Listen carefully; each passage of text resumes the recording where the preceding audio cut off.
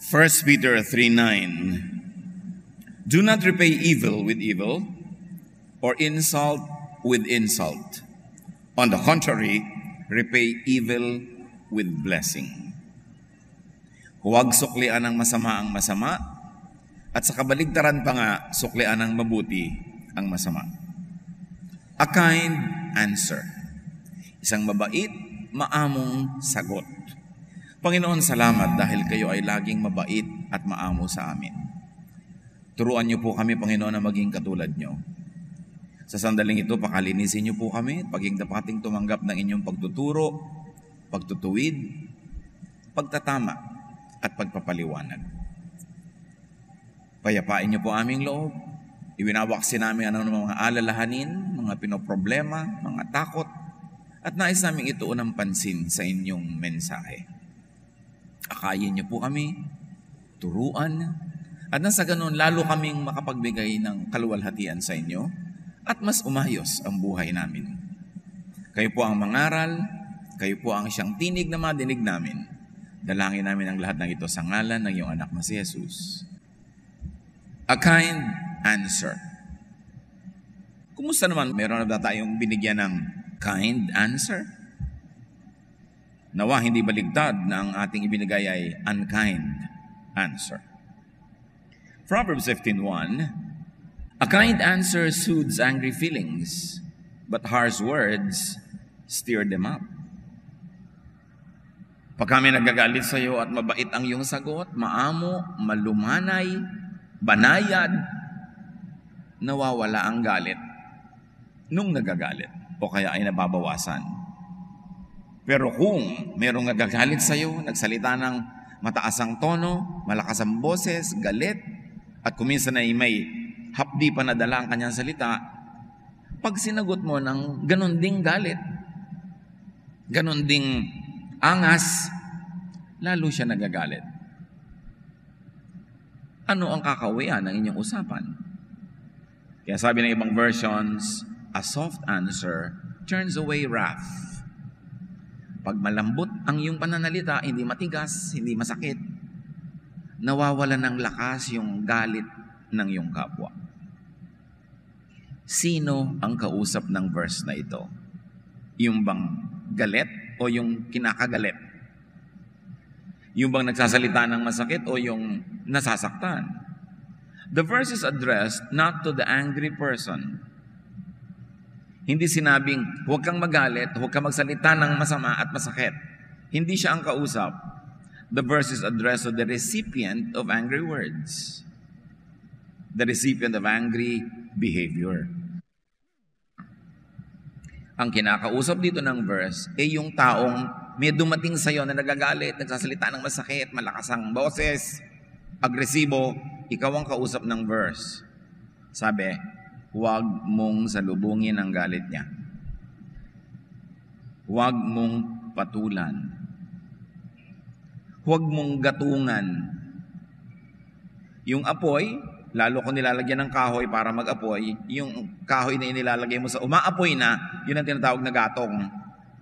Hindi na kasi nakikita ng young people yung gatong kasi click! Umiinit na yung kalan. Hindi nila maintindihan yung gatong-gatong na yan. Kung may bonfire and the fire is already dying out, you put some more firewood, yung firewood ang gatong, para tumuloy yung apoy. Kaya kung may nagagalit na, galit din ang sagot mo, yun yung gatong. Pinahaba mo yung apoy, pinainit, pinadami ang siklab. You should take note na hindi binabawalan yung galit. Hindi sinasabi na, huwag ka magalit. Kasi pwede naman talaga magalit. Merong ang righteous indignation na tinatawag. Kaya hindi binabawalan yung dumating na galit. Huwag ka magalit. Hindi yon. Yung inaaway ng galit ang kausap. Bakit siya ang kausap? Ba't hindi na lang sabihin to sa taong galit na, huwag kang magalit. Huwag kang magsasalita ng mga galit na mga salita. Kasi galit na nga siya. Paano mo pa maaawat yun? Galit na. At kuminsan meron naman talagang valid reason para magalit. Kaya hindi yung taong galit ang pinipigil. Ang pinagsasabihan, yung kakausapin ni galit, yung inaaway ang kausap ng verse. So kayong asawa mo, dumating sa'yo na nagpupuputak, hindi siya ang pinipigil ng verse, ikaw. Sabi ng verse, huwag mong patulan. Yung na-offend, nasaktan, darating yan, susugurin ka, hindi siya ang pinipigil, ikaw. Bakit? Kasi hindi naman ikaw yung galit eh. Siya. Therefore, mas madali kang kausap. Kasi yung galit na, wala yung katuwiran. Mahirap nang kausapin pa yan. Kaya ang mission mo bilang isang taong pinuntahan ng isang nagagalit na kapwa, ang mission mo, pahupain ang galit. Alisin ang kamandag ng kanyang galit. Kasi kung galit siya, hindi mo siya mapagpapaliwanagan. Hindi mo siya mapapahupa. Hindi kayo pwedeng mag-usap na may magandang mararating. Kaya ang mission mo kay nagalit na tao, alisin ang galit niya. Hindi yung galitin pa siya lalo. Kasi pag nagpagalit ka, mag-aaway kayo. Tapos yung taong dumating sa'yo na galit, asawa mo. Tama ba na mag-away kayo ay kayo nga yung magka-partner sa buhay? Kayo nga yung magkakampi? Nakaaway mo kapatid mo. Tama ba yun? Tama ba na makaaway mo yung kapitbahay mo, yung kamag-anak mo? Yan nga ang mga karamay mo sa buhay. O kung hindi mo man karamay, makikita mo araw-araw. Gusto mo bang may nakikita kang tao araw-araw na magkagalit kayo? Kaya sabi, huwag mong patulan. Isa kang misyonero.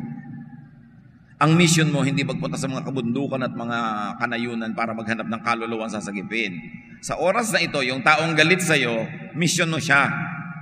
At ang mission mo ay alisin ang galit. O hindi mo man maalis ang galit, huwag mo nang palalain pa.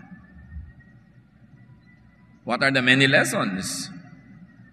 Soothe the angry person's feelings. Payapain. Pakalmahin mo siya. Hindi gatungan, hindi galitin, hindi palalain. Pag may taong dumating na galit sa'yo, ang mission mo, patahimikin ang kanyang loob. Kasi hindi ka pa naman galit eh, siya pa lang yung galit. Kaya pag may kikipag-usap na sa'yo, alam na agad, no, mission ko to, hindi ko papalalain ito. Parang yung mga taong nasa complaints desk, yung pinagrereklamuhan, nasa mga call center, sumatanggap ng mga reklamo, mga galit ng mga kliyente, trained sila, ang mission mo, alisin yung galit. Huwag mong patulan. Kaya lang kuminsan yung mga script na mga ganyan, lalong nakakagalit. Yung sasabihin, oh, I understand you, sir. So, huwag mong sabi-sabi sa akin, understand. I don't need your understanding. I need your compliance. Yung very, very, condescending, na very patronizing, I understand, sir. Nakakapanting ng tenga yung I understand. Parang, wow, very understanding ka. Unreasonable ako, ganun. So, depende kasi kung ano yung bibitawan mong salita. Para yung galit, huwag nang lalo pang magalit. Nag-iingat ka. Kaya ang sabi ng Panginoong Jesus sa Matthew 5:39, if anyone slaps you on the right cheek, turn to them the other cheek also. Bago kayo magpabugbog, understand that this is an exaggeration. It is not meant to be literal. Na sinampal ka na sa kaliwa, sabi mo, oh, ito pa kanan. Makakalit lalo. Para mang, ang bait-bait mo naman, nakaka-insulto ka na. Nagpapasampal ka pa ng kabila. Ibig sabihin lang nito, do not fight back. Kasi sinabi pa nga, kung gustong hingin niya yung jacket mo, o ibigay mo pa rin yung pangloob mong damit. Kung yun ay kaliligayan niya. Once more, hindi mo naman kailangan gawin yun literally. Ang ibig sabihin lang, be willing to step back. Be willing to give more space. Be willing to accommodate. Kasi galit siya eh. And remember this, anger is only for a moment. It takes your whole body to conspire to release toxic elements into your blood system to make you angry and to energize that anger. And that chemical composition of your blood to be angry and to energize that anger lasts only for a moment. It cannot last for long because it requires so much energy. So ang isang taong galit na galit, Hindi pwedeng magtagal ang galit na yon. Huhupa yon. Bakit po nagtatagal? Kasi sinalubong mo. Kasi ginalit mo lalo. Kasi hindi mo siya naging mission field na papayapain. Sinampal ka sa kabila. Sinampal mo rin siya. Natural, sasampalin ka niya uli hanggang magsampalan kayo na magsampalan.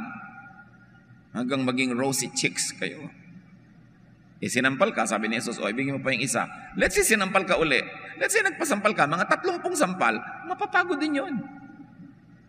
Titigil din siya habang hindi mo ginagalit. Sa tug of war, mga kapatid, hilahan ng lubid, di ba? Gusto niyang hilahin yung lubid patungo sa kanya, maagaw sa'yo. Gusto mong hilahin yung lubid patungo sa'yo para maagaw sa kanya, kaya ang tagal-tagal ng tug of war. Subukan mong paghila niya, nirelease mo yung lubid, tumba na siya. Game over. Nagagalit sa'yo, hindi ka nalang kumibo. Ano pang susunod niyan sasabihin? Kaya dumadami ang sinasabi niya kasi nangangatwiran ka. Magkano ka? Sabi sa'yo, sabi mo, doble mo. O di, wala nang katapos ng competition yan. Pero sinabi mo, magkano ka? Mura lang. Kayang-kaya mo. Ano pa susunod niya sasabihin? Kaya ka ini-insulto number 2 kasi ininsulto mo siya number 2. Pero pag ininsulto ka lang number 1, di ka na kumibo. Nag-number 2 pa rin siya kasi galit na galit. Ang number 3, titigil din. Pag meron kayong galit na taong lumapit sa inyo, huwag niyong patulan. Huhupa yun. Why? As I have said, because the chemical composition of an angry person lasts only for a while. It cannot be there for long. Kaya ang sabi ng iba, alam niyo na yun, di ba? If you are angry, count 3. If you're very angry, count 10. Kasi pag galit na galit ka na, gusto mo siyang sampalin. Pero sabi mo, teka muna. 1, 2, 3. Siguro hindi mo na gustong sampalin. Wala na yung energy mo eh. Minura ka, gusto mo ring murahin. Pero sabi mo, 1, 2, 3, 4, 5, 5.5, 6, 7, 8, 9, 10. Tell me kung galit pa rin kayo after 10. Konting-konti na lang matitira noon. At saka hindi lang yon, baka nakaalis na siya.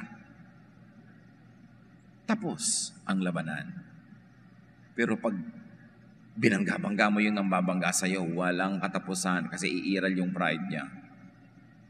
And this ministry of taking away the wind from their sail, taking away the energy from their anger, is very especially for people who are close to you.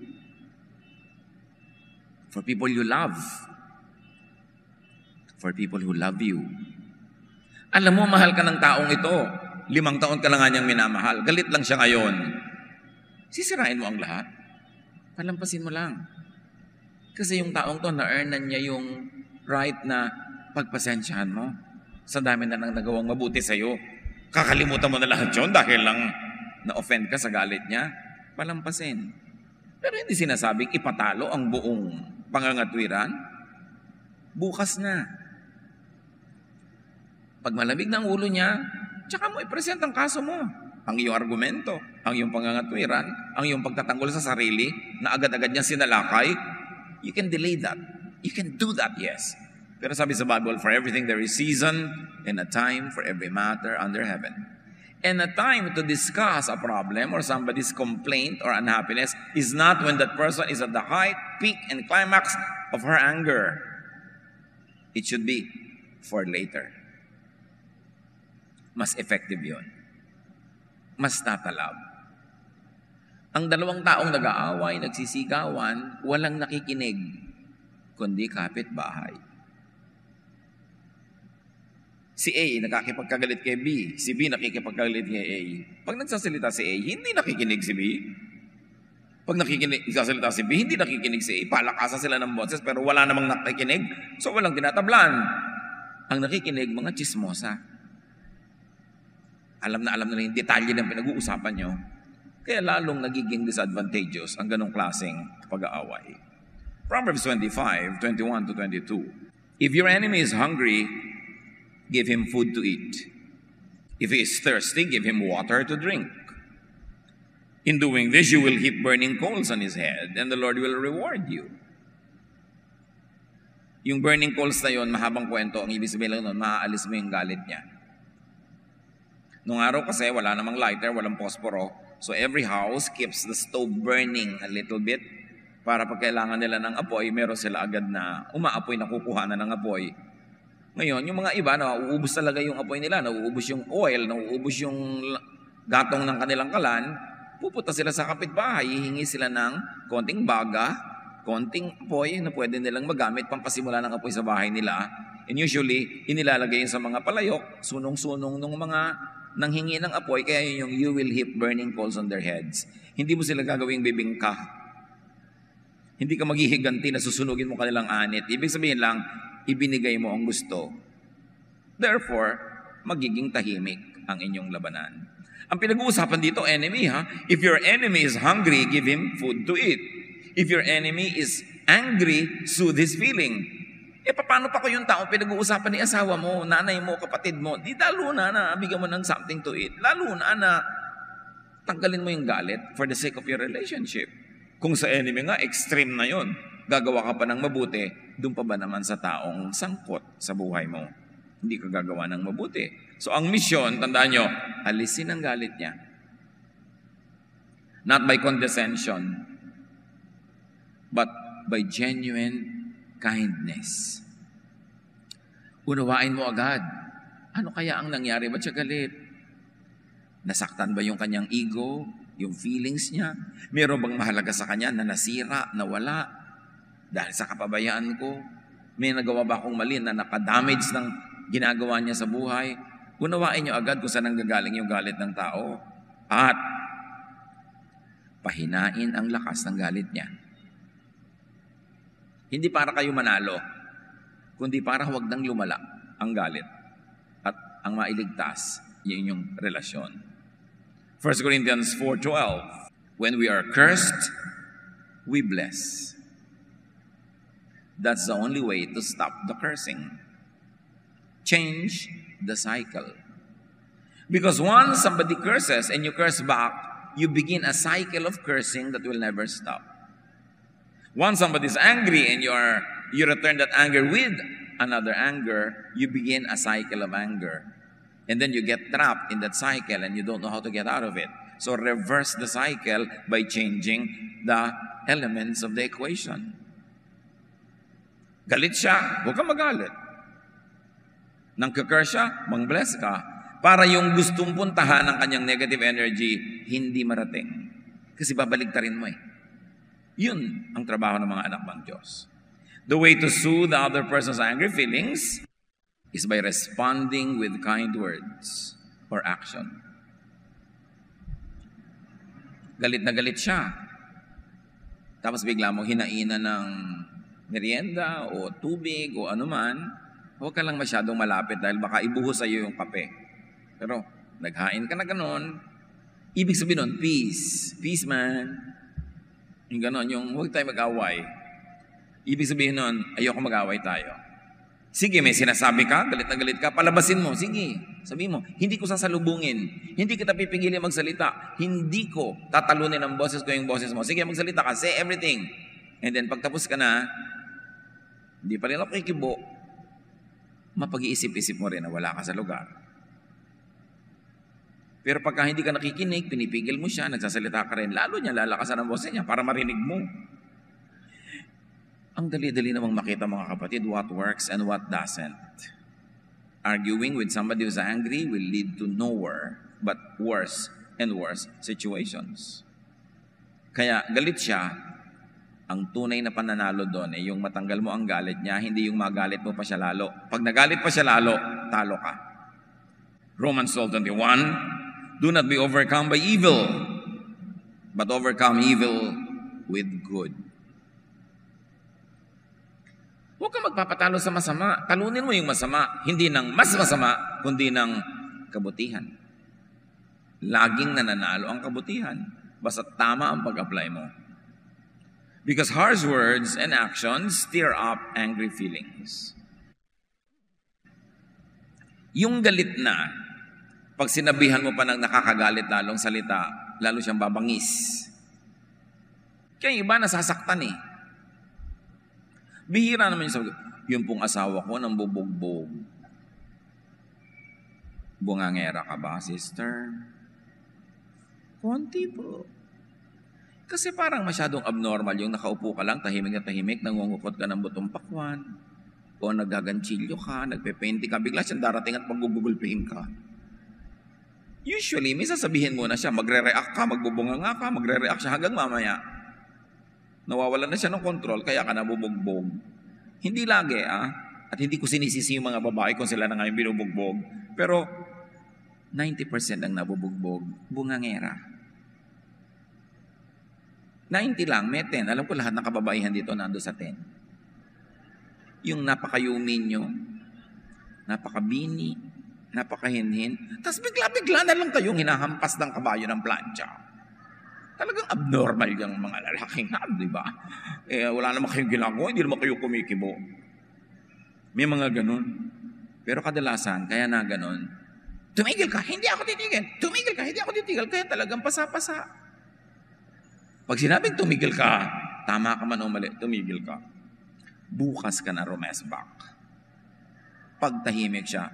Alam niyo si Abigail, yung asawa ni Nabal, si Nabal na pagka may ugaling, may asal, nung may ginawa siya na alam niyang ikakagalit ng asawa niya, hindi niya sinabi agad kasi lasing.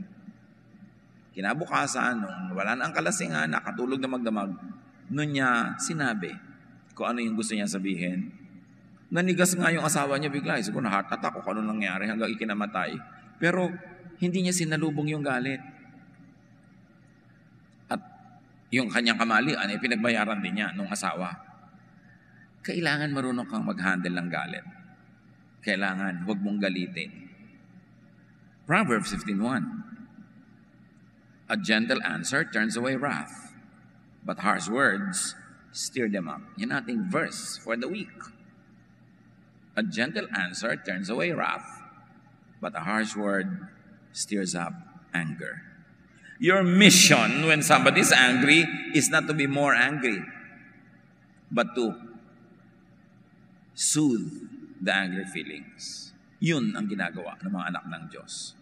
Proverbs 26:4, do not answer a fool according to his folly, or you yourself will be just like them. Huwag patulan ng mga hangal. Huwag patulan ng mga galit. Kasi mamaya, pareho na lang kayo. Ang problema sa tumatabla, you lose the upper hand.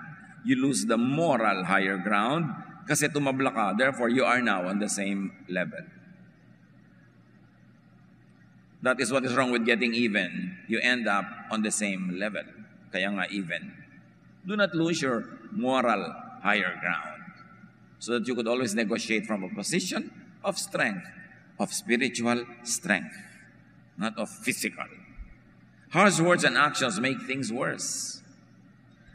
Walang nasolve sa sigawan, walang nasolve sa sakitan, walang nasolve sa awayan, sa payabangan, sa pataasan, wala.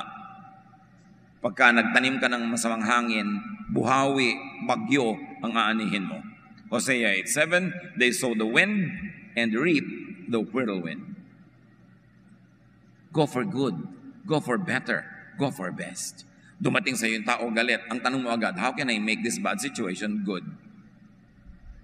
Or how can I make this very bad situation not only good but better?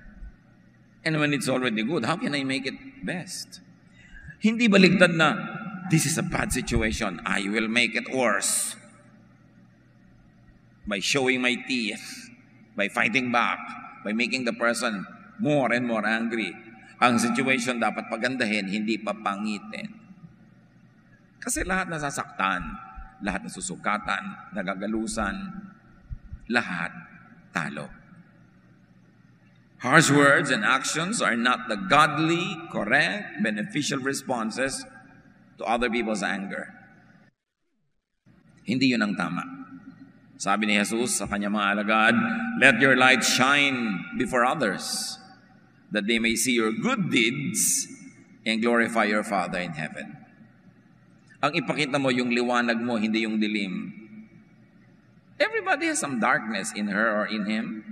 But why show that? Why emphasize that? Why exhibit that in a difficult situation? Let your light, not your darkness, shine. Para ang makita nila ay yung kabutihan ng Ama sa'yo. It will always work.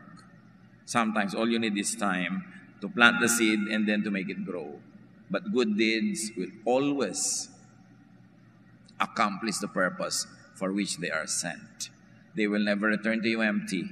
They will always come to you with a lot of profit, a lot of fruits, a lot of benefits. So let your light shine in darkness. Let your calm soothe vexations. Pag may taong galit at pumunta sa'yo, ministry mo siya. Ipinadala sa'yo ng Diyos para ikaw maging anghel. Don't be a fallen angel at that very crucial moment. Be an angel of light, an angel of blessing, an angel of love. Kahit hindi sa'yo galit yung tao, pero dumating galit na galit sa asawa niya, galit na galit sa anak niya, galit na galit sa kapatid niya, mission mo siya na alisan o bawasan ng galit. Hindi yung nung makausap ka, tumubo talaga ang kanya mga sungay, lalong lumabas yung mga pangil niya dahil isa kang sulsol. Ginatungan mo pa yung galit. Pag ganon, hindi ka agent of blessing. Alam mo na yon, isa kang anghel na itim ang pakpak.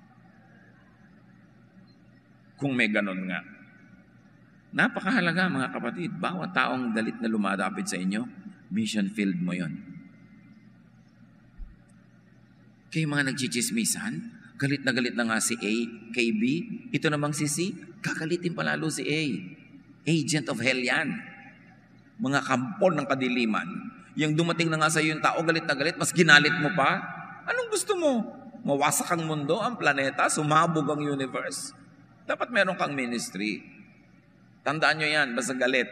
Tapos sa inyo galit lalo, mas malaking mission field. Dahil hawak nyo sa inyong kamay ang susi ng pagkatanggal ng kanyang galit o paglala nito. People of God, behave correctly. Hindi tayo ipinapatalo, hindi tayo ipinapalugi ng Diyos. Tinuturuan tayo ng ganitong behavior kasi yun ang winning behavior. Yun ang winning way. Yun ang tunay na effective. Yun ang merong magandang tanim na magandang aanihin.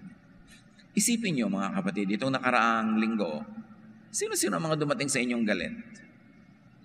At ano naman ang ginawa nyo sa galit nila?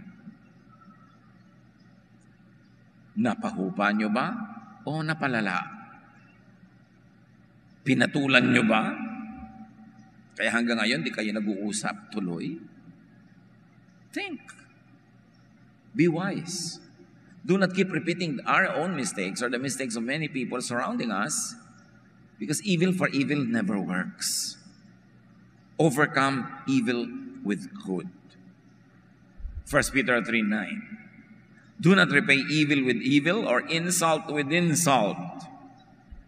On the contrary, repay evil with blessing. Because for this you were called so that you may inherit a blessing. Huwag mong susuklian ng masama ang masama. Yung panglalait sa iyo, huwag mong balikan ng panglalait din. Yung galit, huwag mo salubungin ng galit. Sa kabaligtaran pa nga, suklian mo ng mabuti ang masama. Yan daw ang ating misyon at yan din ang magbibigay sa atin ng napakaraming pagpapala na nagmumula sa langit. So right now, bow before the Lord and think of the people who come to you angry. Maybe in the past, and surely in the future, many will come to you angry. Decide now how you would react. Bago kayo magalit din ng isang taong galit, magpasya na kayo, hindi ako magpapagalit dahil ang galit ka. Hindi ako magpapatalo. Hindi ako lalaban para lang humaba pa ang gyera.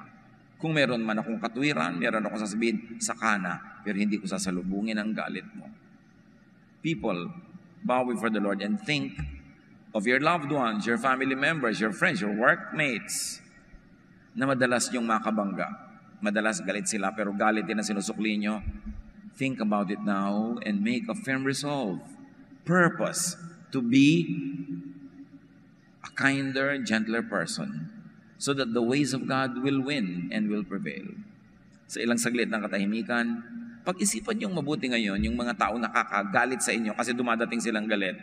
Decide right now how you would react if they come to you again angry in the future.